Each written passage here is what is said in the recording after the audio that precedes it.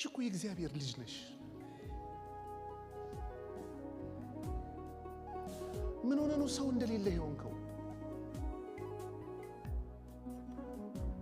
ምን ሆነ ነው አጋዥ እንደሌለ ይሆንከው? ምን ሆነ ነው ከሆነ ኢኮኖሚ ላይ ተነስተ ራስህን ዲፋይን ለማድረግ የሞከርከው? አልሰማህም እግዚአብሔር አምላክ እንደሆነ?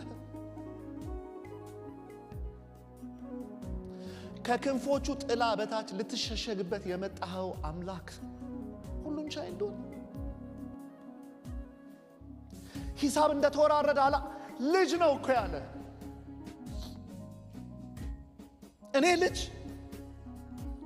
እግዚአብሔር ልጅ ወረዳ 2 የቤት ቁጥር ምናምን እየኖርኩ ንፋስ ስልክ ላፍቶ ክፍለ ከተማ ገና ምንም ነገር ወስዶ ልጅ